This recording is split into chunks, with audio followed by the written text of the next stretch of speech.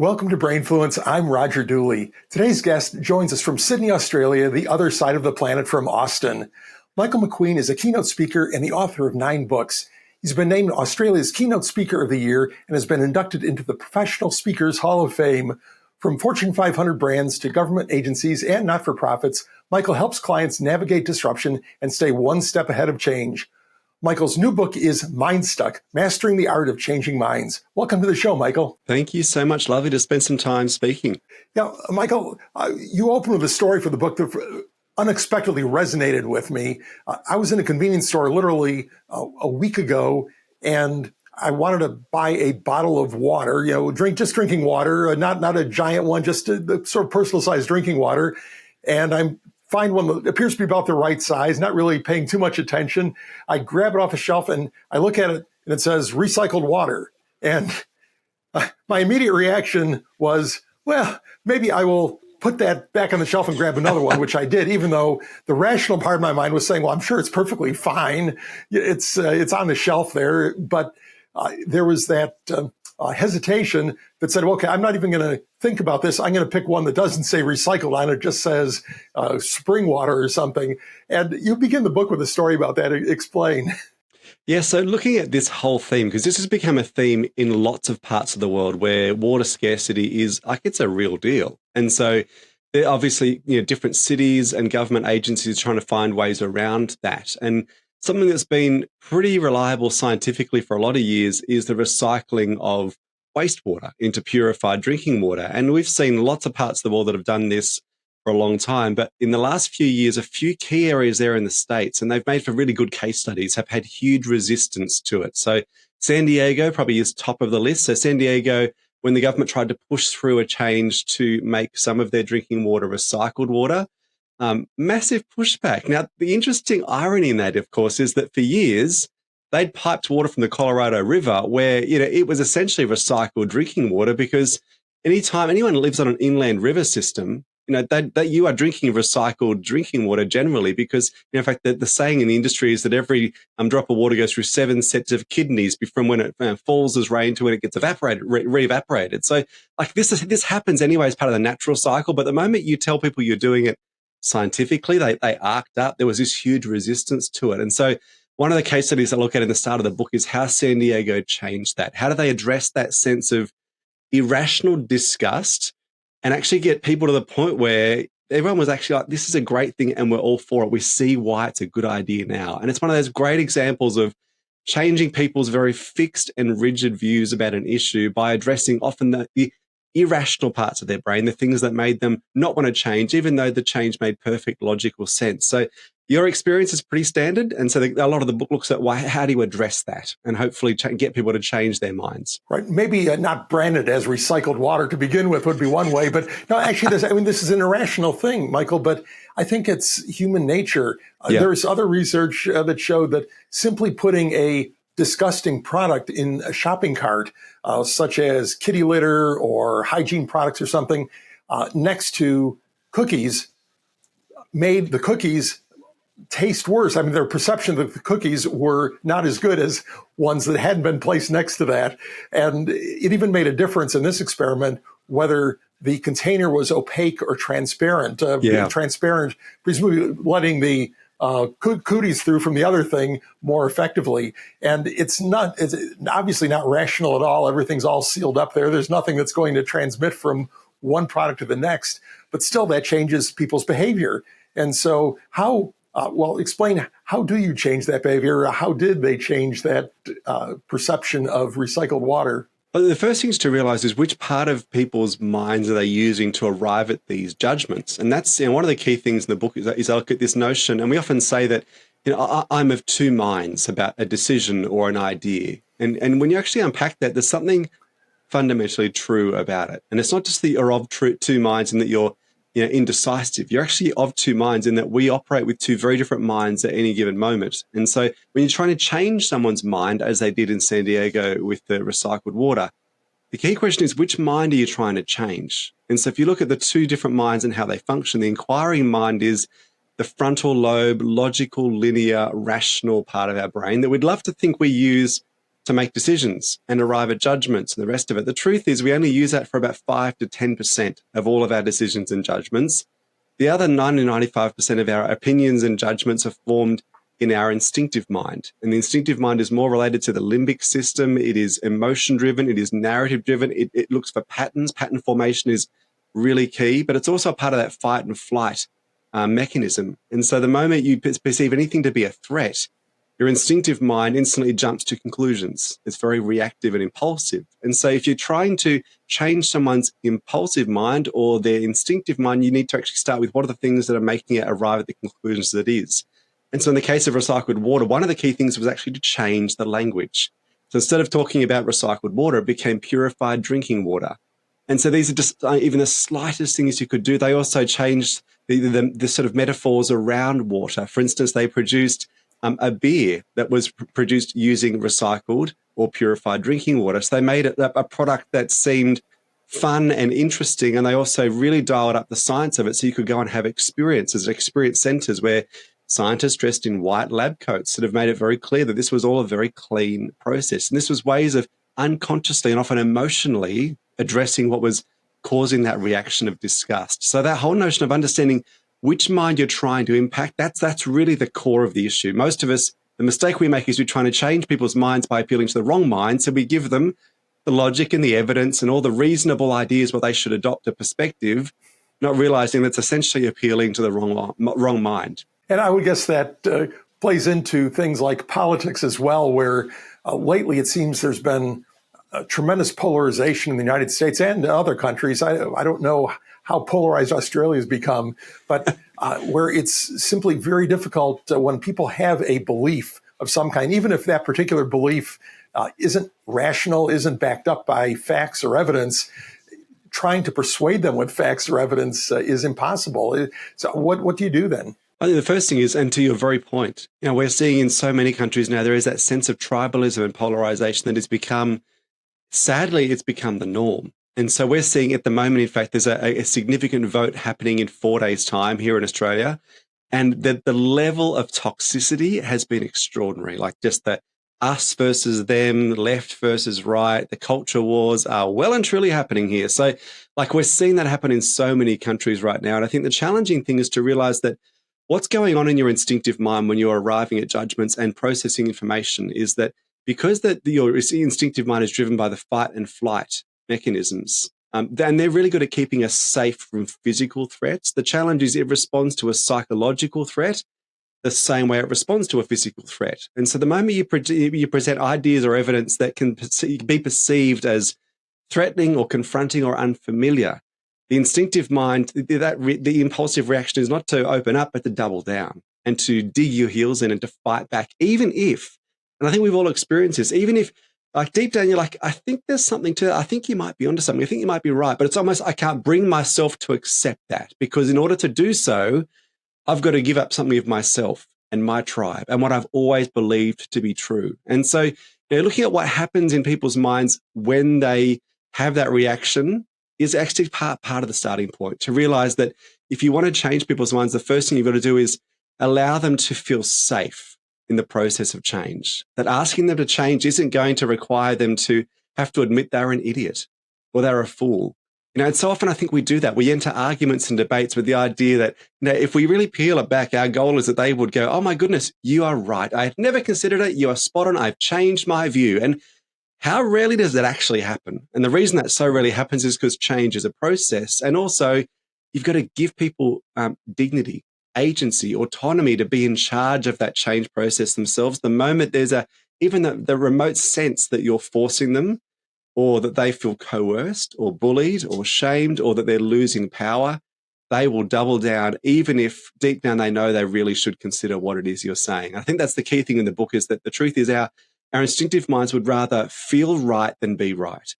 And so what is it that goes into that sense of feeling like, I'm right, I'm on the right side of history, I'm the right side of information. And truly a lot of that has nothing to do with logic. It's got to do with our backstory, our tribe, what makes us feel safe in community. We've got to allow for that if we're going to get people to change their perspective. Well, I think you alluded to something there too.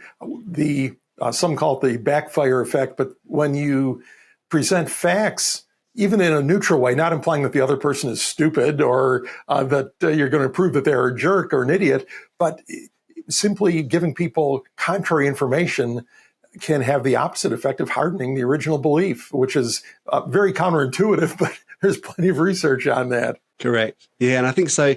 And I know you pick up on this in your book, and I loved your book looking at some of those, the notion of how do you apply this stuff to marketing, and that's so much of the game for a lot of us. And if you're not marketing a product, you're marketing an idea, you're marketing a perspective. We're all, to Dan Pink's, using his language, everyone is selling. To sell is human. We're all doing that, and so the importance of using emotion and empathy to unlocking empathy is really important, because often what we do is when things are vague or nebulous, it's really hard to actually get a message through. So any messages that try and appeal to people's sense of what's right or what's virtuous, if it's vague, it's like that they can't latch onto that, and so people will generally invent their own story. That's what our instinctive minds do. They form narratives. If there's no detail, they fill the detail in. And they tend to fill the detail in based on what they've already decided is true.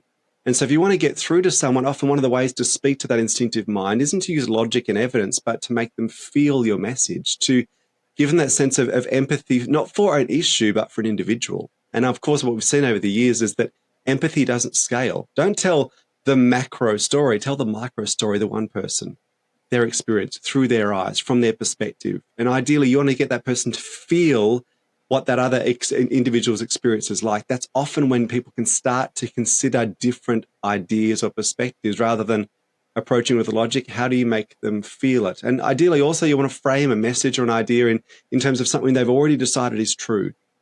Find a common ground, something you share in common, and start there. Many of us start with what we have at odds with each other, what we don't agree on. Whereas the reality is, in most cases, there are things we do agree on. Start there, because it diffuses that reaction to want to fight back or to resist or to dig our heels in.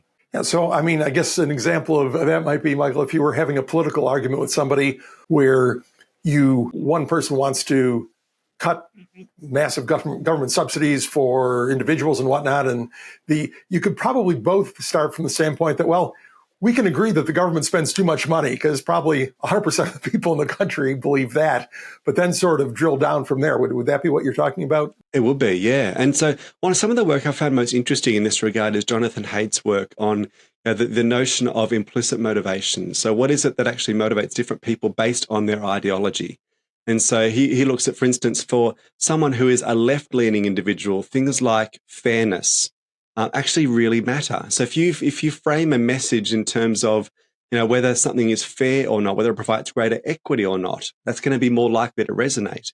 Whereas someone who's, say, right-leaning or conservative will tend to be more motivated by things like national pride and purity, that sense of what's right, even heritage. And so this stuff is called the moral foundations framework. And so his stuff is really good looking at, okay, you can take the same issue, whether it's a social or a political or an economic issue, but if you frame it in terms of language or ideas that resonate with what that person already perceives to be true, they're far more likely to consider it. And so the reality is you can take most issues and frame them in one way or another, but often what we do is we lack the ability to literally step into someone else's shoes and go, okay, how are they seeing the world? And am I communicating this message in a way that's compelling to them, rather than what makes sense to me? Because the challenge, of course, we need to realize is that everything everyone believes makes perfect sense to them. And I just like to stop on that for a moment. It's important, because the reality is, even when you engage with someone, you think, what a crazy way of seeing them. How could you possibly think X, Y, or Z? And I can think of, like right now, 3 or 4 people who that is like front of mind. I look at them and think, how do you possibly arrive at that conclusion, right? But the moment we stop there and we rush to judgment, it's really hard to engage, because we haven't taken the time to listen, to try and really get in their shoes. Even if we think they're a bit of a lunatic for thinking what they do, have you stopped long enough to try and understand things from their perspective and then frame your argument or your perspective in a way that makes sense to them? And this is what deep empathy is about. And it's really hard, particularly when you're engaging with an issue where, if you're talking to someone who's basically gone down the rabbit hole of conspiracy belief, and you're like, it's just crazy stuff. Well, how could you possibly believe that to be true? Like, the challenge is, how do we stop long enough, humble ourselves, try and step into their shoes and go, what's actually underneath this idea or this paradigm? And often what's underneath it is fear. It's not about the idea at all. It's the fear of being left behind by modernism, the fear of not being accepted and seen by society, the fear that, change is happening and I'm not in control. And I think for a lot of us, we need to realize, and I've said this myself for years, we have this notion that humans are afraid of change, and they're not. The most recent research would indicate that we're not afraid of change, we're afraid of loss. And so rather than trying to sell the upside of changing people's perspective or way of doing things, address the sense of loss that's involved in change. Because that's typically where stubbornness kicks in, a loss of confidence, a loss of certainty, a loss of dignity, a loss of power. If what you're trying to get people to change or change their mind about has even the whiff of coming at the cost of those things, if there's a sense of loss involved, they'll dig their heels in even if they know what you're saying is really smart and probably right. And so how do you start with lessening the loss rather than trying to upsell the benefits or the logic or even the good ideas of changing? Michael, that ties in actually with the ideas of Matt Dixon, who was on the show not too long ago, talking about his book, The Jolt Effect, and how in a sales process, often it's not that someone else has a better solution or that the current solution is better, but there is a tendency to simply make no decision. And why do people make no decision? It's not because you're not persuasive enough about the benefits of whatever your change would be, but it's because they fear what the loss could be if they make that decision. It's, gee, if we buy this new software package, what if it doesn't work out? What if our business doesn't get more productive? It gets less productive. What if training becomes difficult? What if we can't service our customers properly? What's that going to mean for me, for my career? So that indecision is driven simply by fear, and trying to be more persuasive doesn't work. Pointing out your benefits again and again doesn't work. So it seems like that's pretty much on the same track that you're talking about, and that sometimes indecision is the huge factor in why people don't change. Definitely. And I think that sense of fear of the uncertainty, like if I change, I know this, I know the way we do things here, I know how I'm incentivized, I know what the commission structure is for our business, I know this. If you ask me to change to something where there's a little bit of uncertainty of what it's going to look like, that's terrifying, because there's the chance I might fail and I'll be embarrassed and I'll lose income, I'll lose status, I'll lose. And so sometimes what we need to realize is what are those things that people are afraid of losing? And sometimes it's the straw man. It's irrelevant. It doesn't even make sense. And it's not even going to happen. And trying to step people through that and give them enough information that you can satiate, get their mind to a point where they're like, okay, I can see I'm safe. And this ties into the whole notion of psychological safety. People will not engage wholeheartedly in anything unless they feel safe to do so. And so I think that's the case in so many things we do, but particularly when it comes to getting people to consider different ideas. Because think about this notion of you getting someone to change their perspective. There's often this deep-seated fear, what's often referred to as the unraveling effect. If I change my mind about this one thing, it's like pulling that thread out, what else is going to collapse in on itself? And so just helping people realize that changing one thing doesn't mean they have to change everything. And that, you accept that what they believe and how they live and how they operate is mostly fine. You just ask them to change a few things and make it very clear that that's the case. That gives people that sense of safety and confidence, being willing to change. And I think for a leader, that's so often the challenge is you put in place a really great change initiative and you upsell the benefits, but if you don't address those perceived losses, particularly around uncertainty or a loss of dignity, people will dig their heels in, even though surely they can see it's a great idea, it'll work well. And part of the way you can do that too is by giving the person you're trying to persuade options, put them in the driver's seat. And that sense of the moment people have agency or choice, they feel far less powerless. And so, simply giving people a choice about how they'd like to respond, how they'd like to engage. And it might be guided choices like Jonah Berger talks about. It's only 2 or 3 choices, and ideally 2 or 3 choices that are still going to arrive at the point you need people to get to, but they have the choice about how they get there. And I think we've got to be so careful of trying to preserve people's agency and dignity in the process of change, because if we don't, the best logic and the best evidence will have no impact at all. Michael, something that we both mention in our books is priming. And mine was written some years back. And since then, some of the more out there priming research has not replicated all that well, but a lot of it has. And so explain how priming can help you be more persuasive. How do you get started with that? Well, priming can be, and yeah, it can be so many things, can't it? So you can use numerical priming or language priming. You can even use questions as a primer. In fact, one of the examples I found interesting was a group of college students were asked two different questions in different orders. So they're asked the question of how happy are you, and then how often are you dating, or how's your dating life? And so what interestingly is when they were asked the how happy are you question first, they reflected and said they were quite happy. Life was good. When they were asked the dating question second, that often, well, it'd be great if dating life was better. But when they flipped the results and when they flipped the order of the questions and the sequence was, how often are you dating? And then they were encouraged to answer that question. And then how happy are you? The general response to the how happy are you was a lower answer. Just the sequence that you asked the questions had an influence over how people responded. So there's so many different ways you can prime people, and priming a bit like painting a wall, really. Priming is preparing the way for something else. It's preparing the way for a message or a perspective. And I think that the interesting thing you can do when it comes to priming people is recall is very powerful. And so even if you get to ask people to recall one or two or three times they have been open-minded, flexible, audacious, courageous. Interestingly, when you then follow that up with what you're asking them to consider, which may require them to be flexible and audacious, they'll be far more likely to do it, because it's almost like they've just reminded themselves that they are those things. So you've got to obviously keep that list short. If you ask for 10 times or even 5 times, sometimes the fact that they struggle to come up with a list that long will actually become evidence in their own mind that tips the scales the other way, that actually maybe they're not audacious or courageous or open-minded after all. But just even simple things like getting people to think about times they've been the very thing that you're wanting them to be or consider being can pave the way for persuasion, or at least openness to a message. So there's all sorts of ways you can do this. One of my favorite techniques, and it's in some ways a priming approach, but in other ways it's actually a way that you use questions to unlock thinking. There was a thing called motivational interviewing by a guy named Michael Pantalon, who's based at Yale. And Michael's done the most interesting work around this stuff. And what he'll use is essentially a two-hit question, two-barrel question. So the first question is, it's a rate and reflect sort of process. The first question is rate. So let's say, from 1 to 10, how willing would you be to X, Y, or Z? How willing would you be to consider, or would you be willing to change?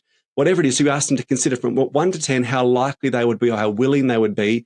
The second question, though, is this: why didn't you choose a lower number? And it's amazing how that flips the conversation instantly, because all of a sudden you flip your focus from being all the reasons why you wouldn't want to change. I only gave a 4 out of 10 or even a 2 out of 10.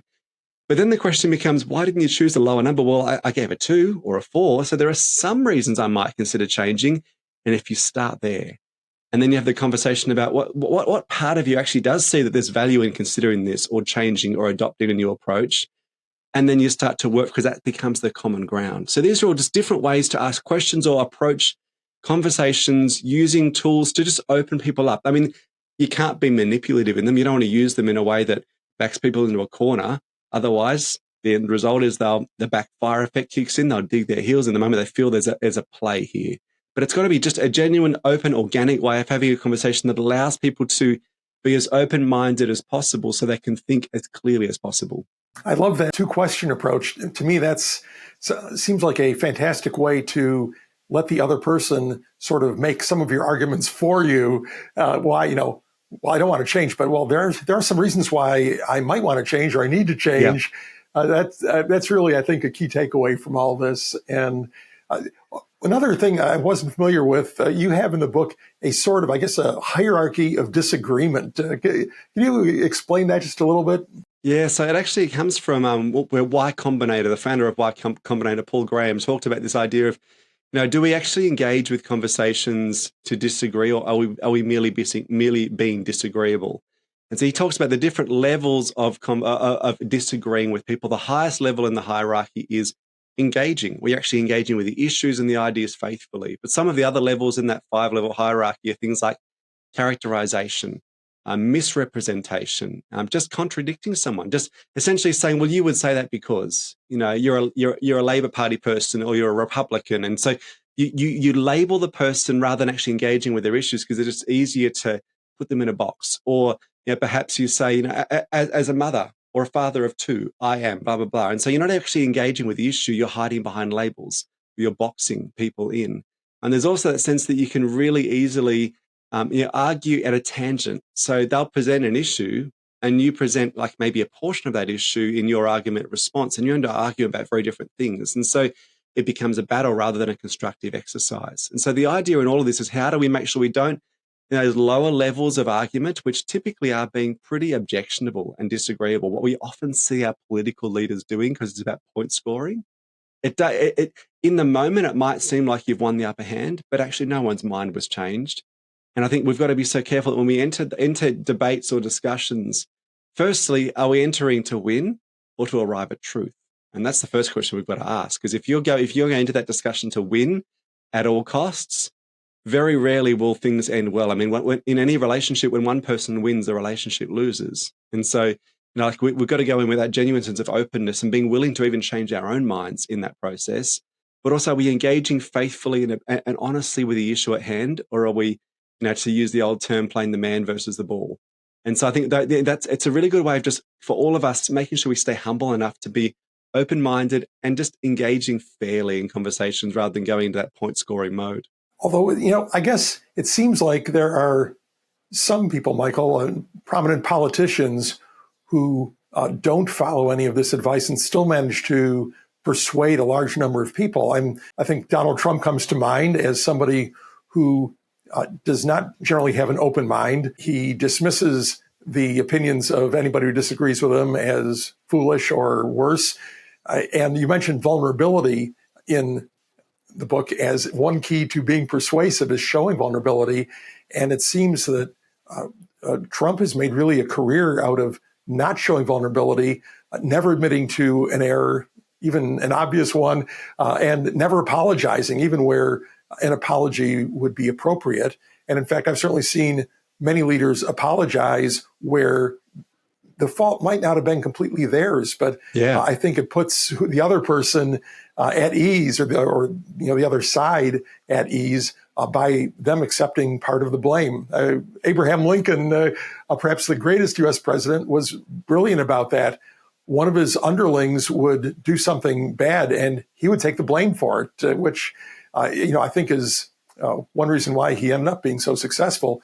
But nevertheless, to flip it back to somebody like Trump, you have to admit that he has been very successful. So how would that play out, do you think? Why does that work for him? There's lots of reasons it works. Firstly, it works for a period of time and for a group of people. So you can be a manipulator, or you can be a bully, and those things will get you power and they will get you attention. But in terms of, you take a really long arc of history, it only works for so long. And at the moment, it feels like it's very effective because it seems to be attracting a lot of people who are disaffected, who feel they don't have a voice, who aren't being listened to, and he becomes the person who becomes the savior, the one who can stand up for their rights, the sense they're not listened to. And so I think that there's a genuine need in people that he is meeting. The problem is he's meeting in a way that isn't, there's not a humility or an openness to it generally. There is that sense of wanting to dominate and control, and typically appealing to fear. And fear is a great motivator in the short term, but it brings out the worst in human beings over the long term. And so in the short term, you can rally the troops in fear for an election or to join a party or to be excited. But you take that over the course of 10 years or 15 years, you'll very rarely find a leader who is looked back upon in the annals of history who just ruled by getting people to be afraid, getting them to be furious, furious at the enemy, whatever the enemy is, even if the enemy is essentially a figment of their imagination. And yet the reality is that can work for a short term, but it doesn't work in the long term, and it doesn't bring out the best in people. And I think that's what we're seeing right now, is it doesn't bring out the best in people because it doesn't allow you to actually engage and listen to each other and learn from each other. It tears at our democracies because it means we can't come together and discuss. We lob ideological hand grenades at each other, and both sides to an extent are doing this. But we just see one side of politics typically being far more muscular in their approach and far more bullish in their approach to doing this. So it does work. I think the distinction we've always got to ask ourselves is, are the tools you're using to get your way what you'd like your kids to use? Would you want your kids to replicate what you're doing? And I think this is the question we've all got to ask. And so in the book, I really try and distinguish between persuasion and manipulation. And manipulation typically is is you can get the same response and even use the same tools. I mean, even reading through your book, anyone could read your book and use those same techniques for ill or for good. And the techniques themselves are very powerful, but they're essentially neutral. It's the motivation you come to them with. And so much what we're talking about when it comes to persuading and influencing others, you can use it one way or the other. So I try and look at how do you use these constructively so that people can arrive at points of change in a way that they feel they've had ownership over, that there's not coercion, that there's not manipulation or pressure or control. But you certainly could use some of these tools and do that if you wanted to. So I think some of that we've got to own for ourselves. Like, how do you want to influence others? Well, do you want to do it in a way that you'd be proud of and that you'd like your kids to do? But also that question of, do you want to have long-term impact or short-term? Because if you want to have short-term, by all means, appeal to fear. Be a bully. Try and take power and gather people around the sense that you can be their savior, but that you can only retain that for so long. And I think that's the thing is if you want lasting change, typically you want to work with human nature and the good parts of human nature rather than appeal to the darker sides. I think if Bob Cialdini was in on this call or BJ Fogg, they would both say, these are powerful tools. Use them in an ethical way so that whatever the result is, it is good for the other person. It doesn't manipulate them into something that is worse for them. Michael, how can people find you? Probably the best way would be to look at, so that the website we've set up for this book is mindstuck.net. And so that's got all the information on me and the book and how to get copies of it and all the rest. So mindstuck.net would be the best place to look. Great. Well, we will post that link on the show notes page at rogerdooley.com/podcast. Michael, thanks so much for being on the show. My pleasure. Lovely to speak.